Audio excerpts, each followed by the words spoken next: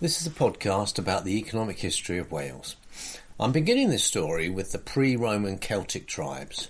That isn't the start of the story of the people of Wales, of course, but it's as far back as we can go in terms of most of the things that we recognise today as economic stuff, such as what was produced, how it got spread around, how it was allocated, how property rights worked, who was free and who was enslaved, etc.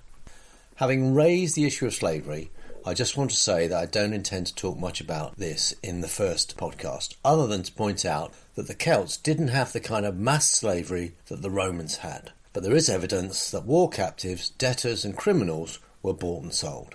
In terms of what they made, one obvious thing, of course, is food and drink.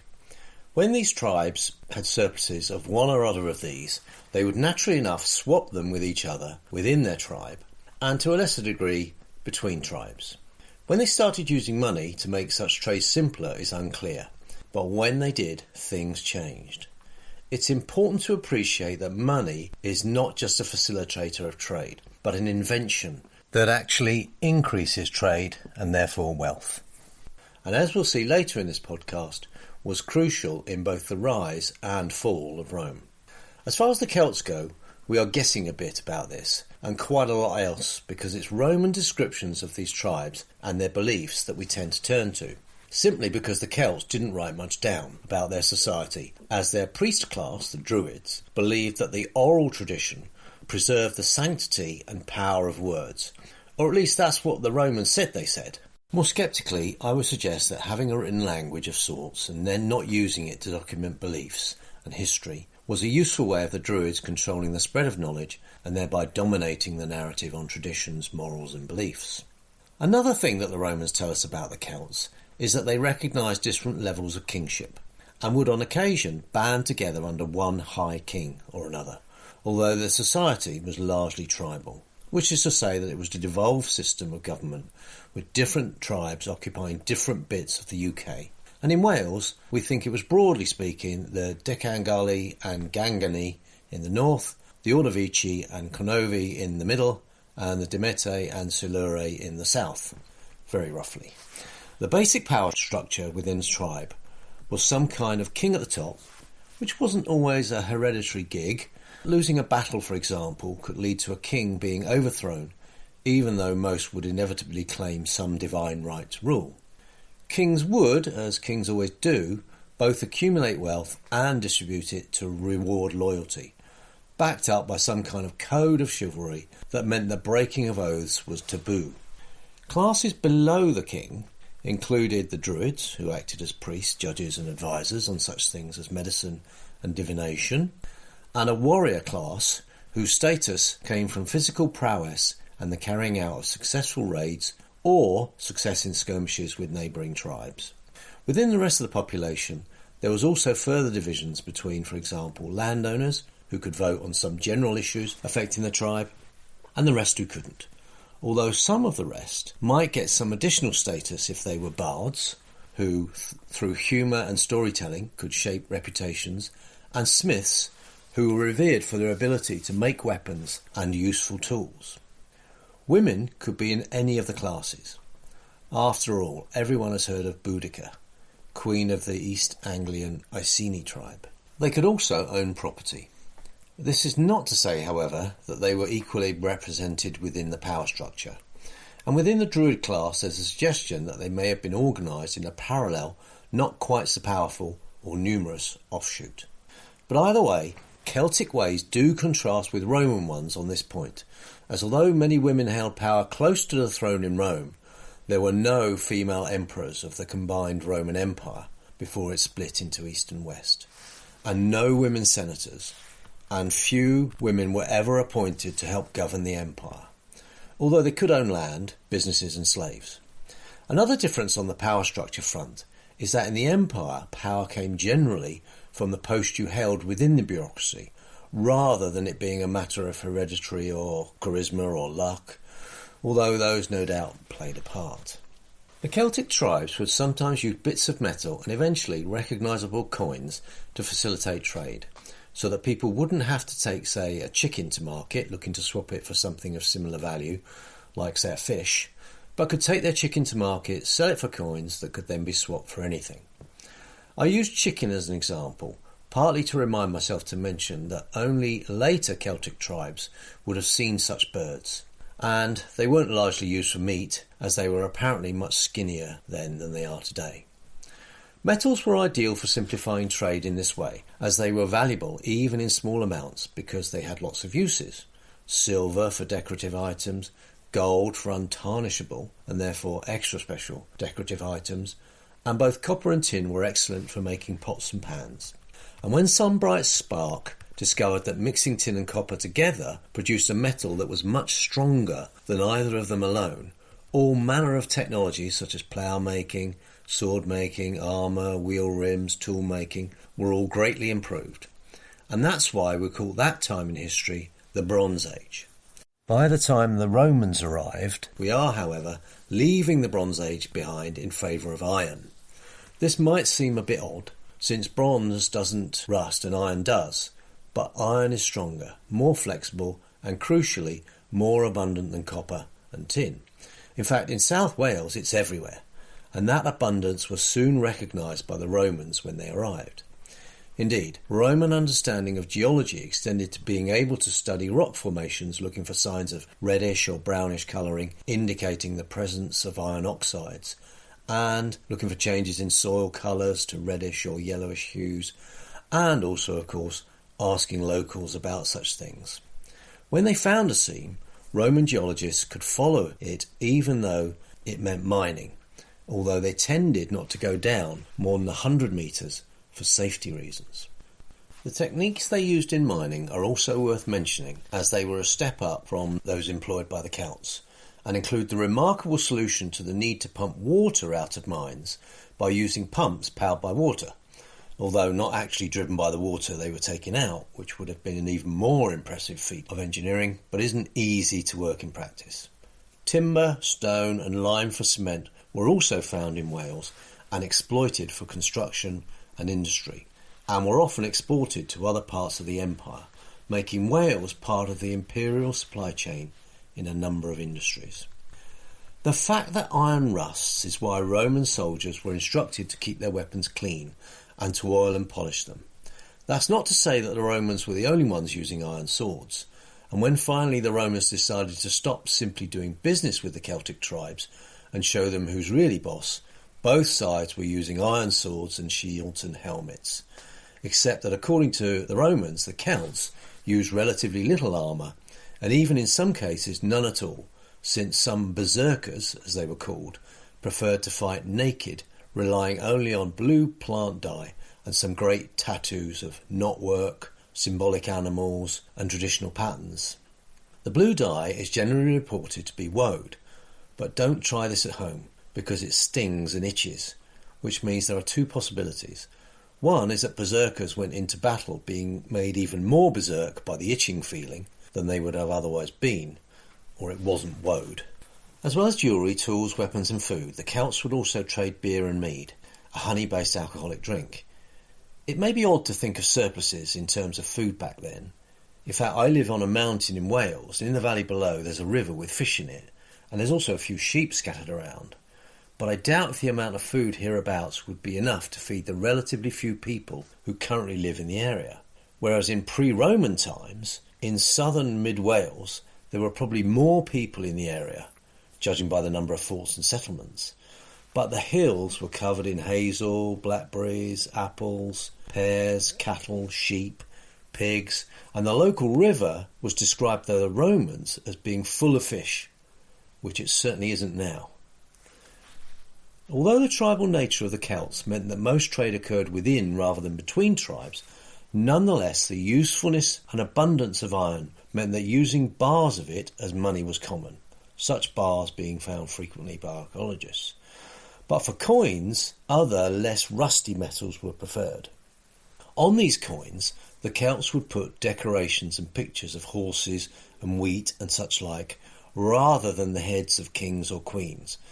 But don't let that fool you into thinking that these tribes weren't led by kings. And in fact, they appear to have been very hierarchical in nature.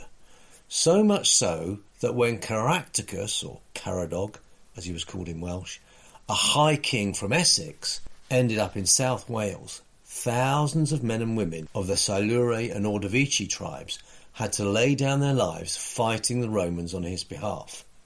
And he emerged pretty unscathed, as although he was taken to Rome in chains, he then became a bit of a hero in the eyes of Emperor Claudius, who promptly pardoned him.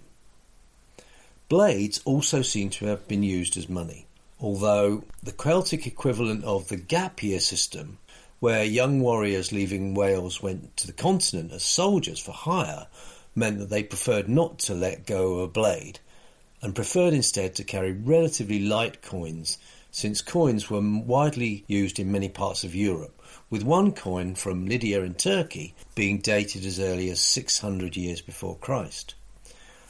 Talk of blades and mercenaries raises the issue of what these Celts were really like. They always seem to be described as fierce or even bloodthirsty, and they certainly looked fierce with their tattoos, blue-dyed skin, and penchant for wearing furs rather than the short-sleeved, knee-length dresses favoured by Roman soldiers, who originally came from sunnier places.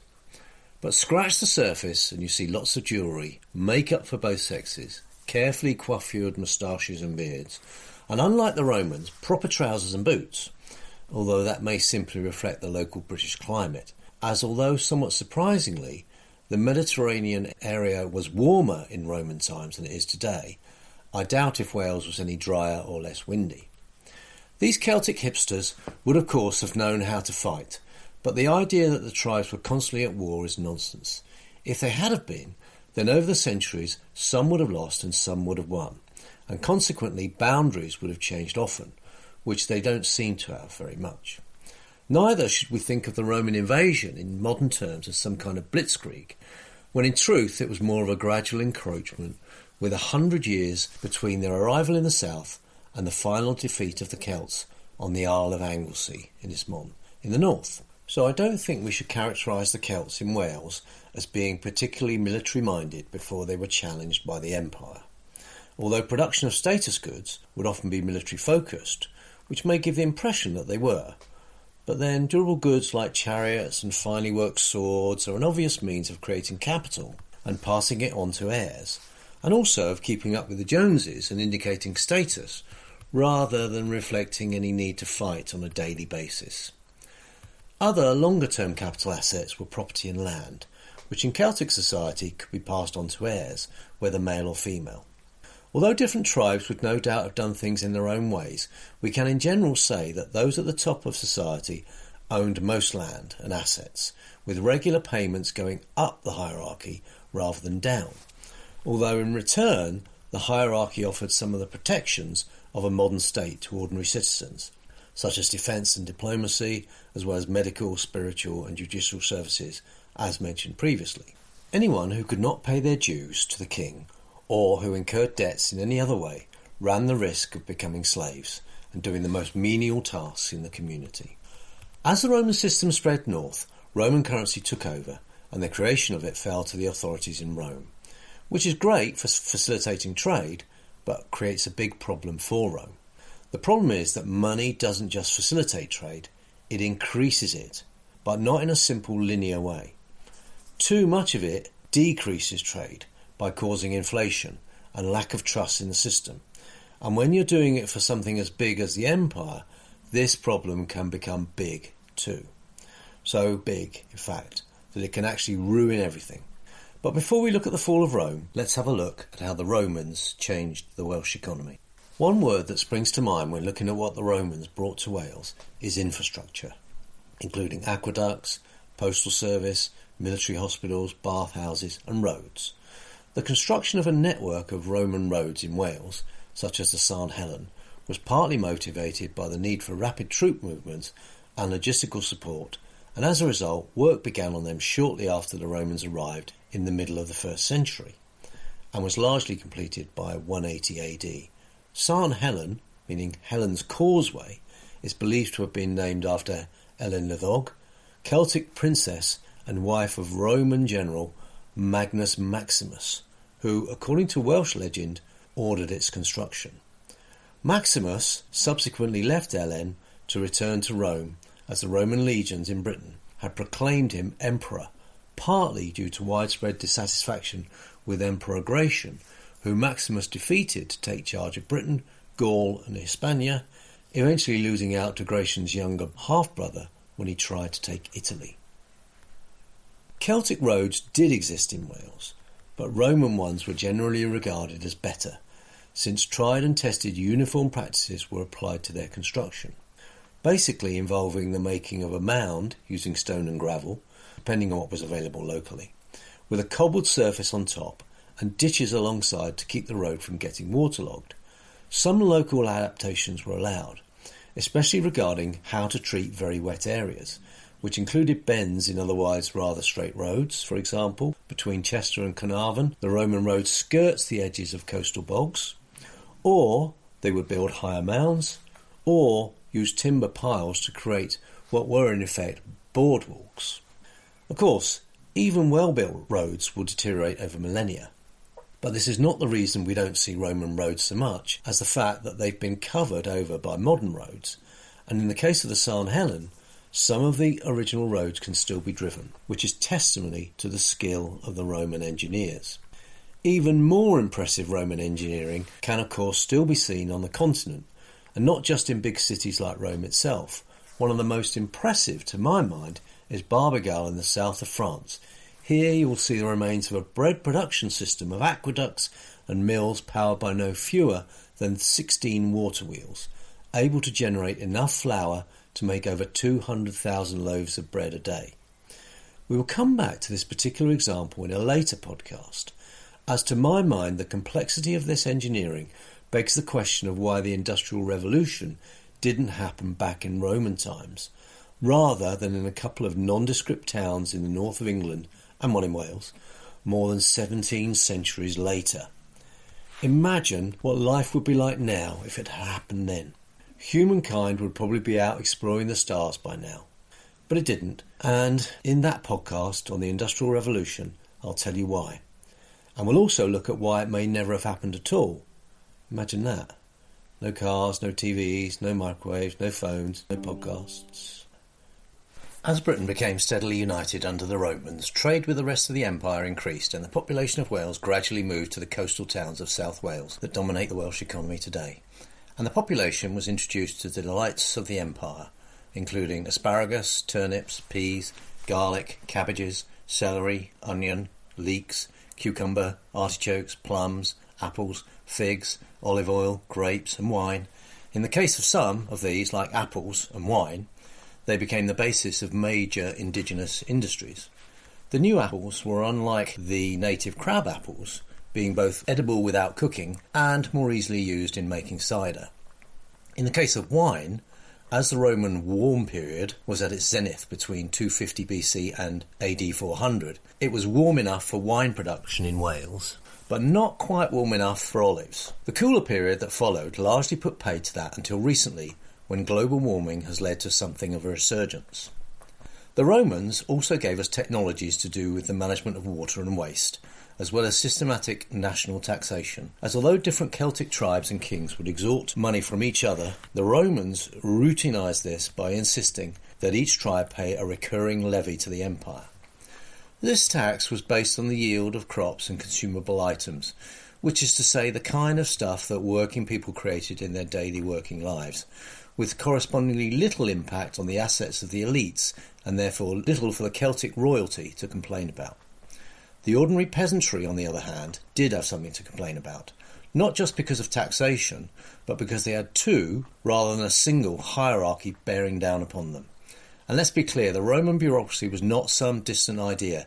These bureaucrats were very thorough. They counted every sheep. In thinking about the economies of Wales under the Romans, we have to bear in mind that it took nearly 100 years to finally push the Celtic elites and their druids out. The last battles being on Anglesey, where the Romans described the druids wailing and moaning at their plight in such a dramatic way that hardened legionnaires hesitated in their tracks, but which ultimately couldn't stop them. The point being that Wales was for 100 years a frontier zone, which meant that much of the economy revolved around supporting Roman legions and auxiliary troops, and as a result, forts and garrisons like Caerleon, Caerwent and Eger acted as economic hubs, with soldiers' demands for food, clothing, tools and building materials creating jobs for the locals. Likewise, on the agricultural side, although many Celts continued subsistence farming, growing barley, wheat and keeping livestock, some farms evolved into villa estates, especially in southeast Wales, producing food for local consumption and creating a surplus for feeding the military. And as forts became markets, we see the development of market towns. Caerwent near Newport was probably the largest. It had a marketplace, basilica and public baths, while vibrant local trade and coins, pottery and imported goods like olive oil show that trade with the rest of the empire was extensive. To understand why the empire subsequently went into decline, we have to again look at money. While both barter and other coinages were common in Wales, Roman coinage began to dominate exchange, and as the official currency it was used in accounting for and valuing everything. The problem is that everything goes wrong if the increase in the amount of it exceeds the growth rate of the economy, since in that situation the value of each unit of it must decline. How we see that decline is of course in a rise in the price of everything else, or to use the modern terminology, we get inflation. And in many ways it was inflation that put paid to the empire. And although the Romans knew about the general nature of the problem, they knew even less than we do today about the specifics, as they could only guess at the growth rate of the empire and how much money was in circulation. And the temptation to print more money was ever present. A natural break on this would be the slow rate at which new gold and silver were mined. So what various emperors did was to debase the currency by reducing the precious metal content of coins. For example, the silver denarius originally had a silver content of about 95%, but by the 3rd century this was down to around 5%, and the value of each one in terms of what it would buy was correspondingly less too. Of course, as long as inflation is low and steady, it wouldn't really matter what the coins were made of, like it doesn't today, except that occasionally inflation soared, which is more of a problem as it affects people's confidence in the currency. The debasement also meant that people hoarded the old coins, which is great if you're a detectorist who discovers such a hoard. But the other side of this coin, if you'll pardon the pun, is that new coins were treated with suspicion. In fact, an increasing number of people began to refuse new coins, which is a particular problem if you're a Roman soldier, since that's largely what you get paid in. Another consequence was that barter surged and taxes often had to be paid in grain or livestock rather than money. This kind of widespread distrust and instability in the empire in turn emboldened enemies outside the empire, which in turn meant that more soldiers were needed and more taxes, and, inevitably, more minting of coins to pay for them. The Emperor Diocletian, who ruled between 284 and 305 AD, tried to fix this with currency reforms. He introduced a gold aureus and a high silver content argentus, and the follis, a large bronze coin with a thin silver coating. The idea was that these would not be diluted either by ever being reduced in weight or by reducing the precious metal content, so that trust in the monetary system would be restored. This new money had to be carefully introduced, since you have to work out how many of the old coins would be needed to buy a new one. Otherwise, everyone loses out, and inevitably some did. Soldiers being paid in the new coins were happy, but ordinary citizens on the fringes of the empire, whose pay and savings were in the old currency, did not benefit from the conversion rates, and the fixing of prices to accompany these reforms meant that they couldn't do anything in the market to recoup their losses in the products they created or in the labour they provided or wages, which were also fixed. Although, to be fair, that edict did also apply to soldiers' pay. What Diocletian had introduced was, in effect, an incomes and prices policy, just like we would have again in Britain in the late 1960s and 70s. This could have worked if there is some mechanism to adjust for changes in relative scarcity, which would mean that some supplies or types of workers might, were the market allowed to do its thing, see some prices rise, which would then act as a signal to everyone that it's worth moving into that profession or getting involved in that supply or finding an alternative to that good or service.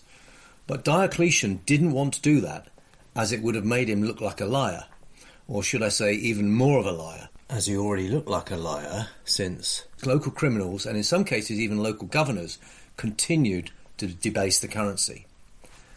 The problem was that you could melt the new coins down, reduce their purity, or even sandwich a layer of cheaper metal in their core before bashing out some new coins, since coins are easy to forge.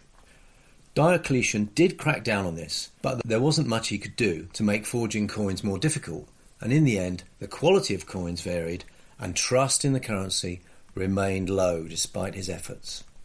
In addition, without market price adjustments, if demand could not be profitably met, merchants and producers would simply stop trading.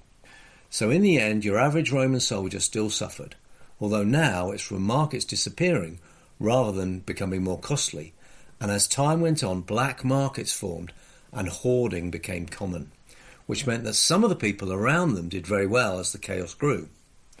On top of this, there were more threats from outside, and the Roman state simply wasn't strong enough to enforce the rules it made, and as the threats grew and more soldiers were needed to be recruited, even with incomes held down, more money still needed to be minted.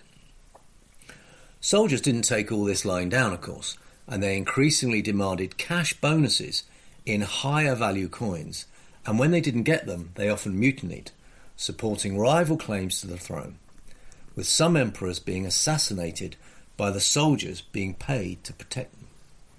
Diocletian is also famous for being the last emperor to persecute Christians, and for splitting the empire into east and west, and by doing so he managed to ensure that a big chunk of the empire lasted another 1,000 years. But the subsequent collapse of the Western Empire reflected the fact that his reforms couldn't quite handle the twin problems of debasement and the need to pay a large public sector wage bill. And in the end, resolving the problem by hiring barbarian mercenaries really didn't help. Not that it collapsed overnight, and it was some 78 years after Diocletian's reign that Maximus would finally take the army out of Wales to pursue his claim to the throne. But the fact is, the empire's decline has as much to do with one of the uses we put little bits of metal to as it does to the propensity of barbarians to be barbaric. By the time Roman Britain began to collapse, 300 years had passed, and the Celts were in many ways as Roman as anyone else in the empire. And some Roman things are so common to us today that it's hard to imagine that anyone had to introduce them. The town, with its rows of shop fronts with workshops or homes behind them, even the idea that one of these would specialise in baking, another in butchering, another in booze, and fast food, thermopolia, as the Romans called them. In fact, the whole complexity of economic life that we are familiar with today begins with the Romans. We just don't notice it. Take, for example, the humble trademark. Branding of products begins with the Romans. You don't need to put a swoosh on the side of the shoes you make if you're the only shoemaker in a village, after all.